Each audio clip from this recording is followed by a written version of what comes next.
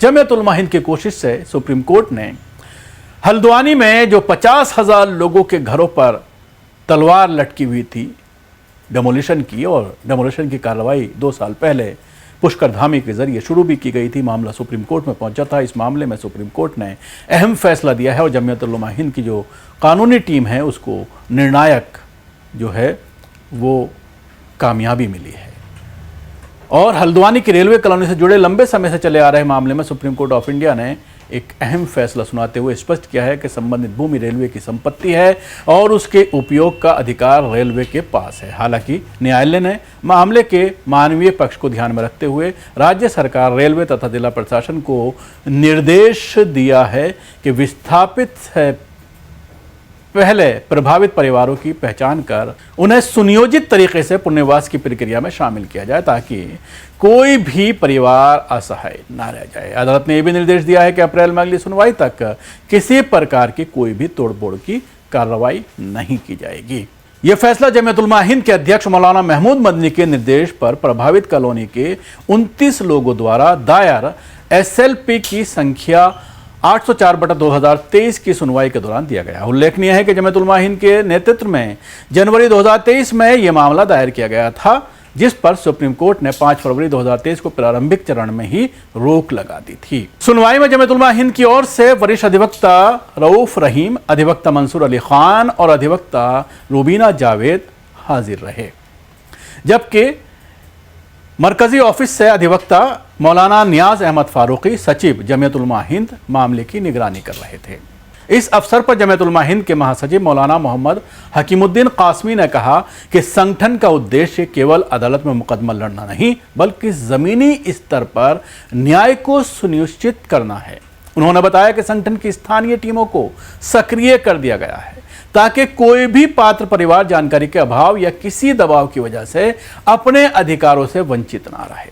उन्होंने कहा है कि जमीयत उलमा हिंद रमजान के बाद वहां सहायता कैंप लगाएगी ताकि प्रभावित लोगों के रजिस्ट्रेशन, दस्तावेजी प्रक्रिया और पुनर्वास से जुड़ी सभी जरूरी मदद समय पर उपलब्ध कराई जा सके। अल्लाह ताला ने अपने फजल करम से ख़ास तौर से जो हल्द्वानी ज़िला नैनीताल उत्तराखंड का मामला था, जमीयत उलमा हिंद 2023 से पूरी तरह से देखभाल कर रही थी और मुकदमात की पैरवी कर रही थी। कल 24 फरवरी 2026 में सुप्रीम कोर्ट ने फैसला किया है और उस फैसले की रोशनी में उन हजरात के लिए कोई न कोई रहाइश का इंतज़ाम होगा और जगह दी जाएगी।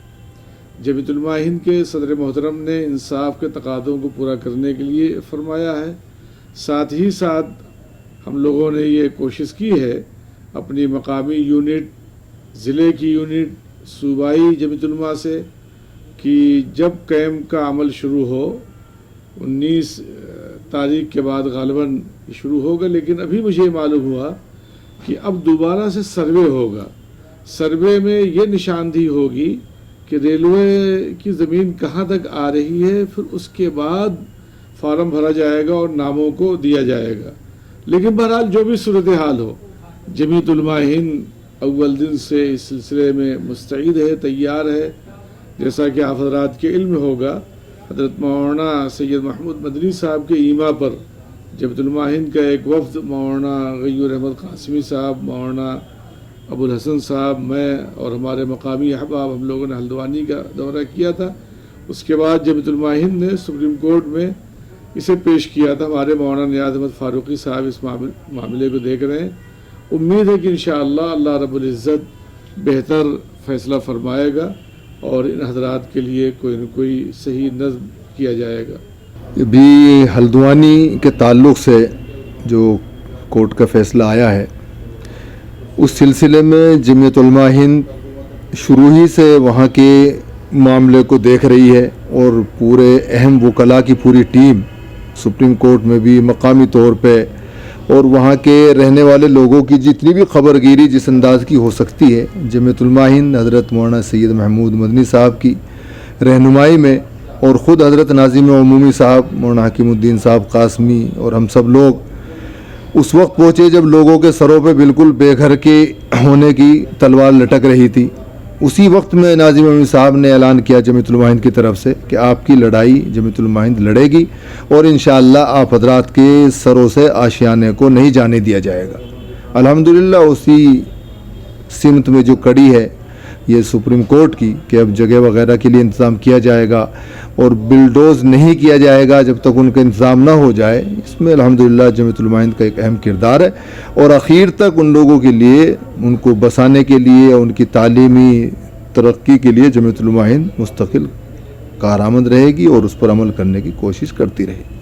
सुनवाई के दौरान सुप्रीम कोर्ट ने कहा कि यह मामला बड़ी आबादी से जुड़ा है और हजारों परिवार प्रभावित हो सकते हैं, इसलिए प्रशासन की जिम्मेदारी से कार्य करना होगा। न्यायालय ने नैनीताल जिला प्रशासन और हल्द्वानी स्थानीय प्रशासन को कैंप लगाकर प्रभावित परिवारों का पंजीकरण करने और पात्र लोगों को प्रधानमंत्री आवास योजना EWS के अंतर्गत आवेदन का अवसर देने का निर्देश दिया है। अदालत ने रमजान और ईद के मद्देनजर निर्देश दिया है कि पंजीकरण कैंप 19 मार्च के बाद लगाए जाएं ताकि लोगों को किसी प्रकार की कठिनाई ना हो सके। साथ ही 1 सप्ताह तक कैंप चलाकर सभी पात्र परिवारों के आवेदन सुनिश्चित करने का निर्देश भी दिया है। सुनवाई में यह भी बताया गया कि विस्थापन की स्थिति में रेलवे और राज्य सरकार मिलकर प्रभावित परिवारों को 6 महीने तक मासिक आर्थिक सहायता प्रदान करेगी। केंद्र सरकार की ओर से बताया गया है कि रेलवे लाइन का विस्तार आवश्यक है और यह भूमि रेलवे के लिए अत्यंत जरूरी है। दूसरी ओर जमीयत के वकील ने दलील दी कि क्षेत्र में लगभग 50,000 लोग निवास करते हैं और इतने बड़े पैमाने पर पुनर्वास व्यवहारिक रूप से चुनौतीपूर्ण है। अदालत ने स्पष्ट किया कि भूमि के उपयोग का अंतिम निर्णय संबंधित संस्था का होगा, लेकिन पुनर्वास मानवीय आधार पर प्रभावी रूप से सुनिश्चित किया जाना चाहिए। फैसले पर प्रतिक्रिया व्यक्त करते हुए जमीयतुल उलमा हिंद के अध्यक्ष मौलाना महमूद मदनी ने कहा है कि न्याय तभी पूर्ण होगा जब हर प्रभावित व्यक्ति को सम्मानजनक जीवन और सुरक्षित आवास उपलब्ध कराया जाए। उन्होंने कहा है कि किसी भी संवैधानिक व्यवस्था में वर्षों से बसे लोगों को बिना वैकल्पिक व्यवस्था के बेघर करना मंजूर नहीं है। कानून का उद्देश्य कमजोर को दबाना नहीं बल्कि न्याय स्थापित करना है।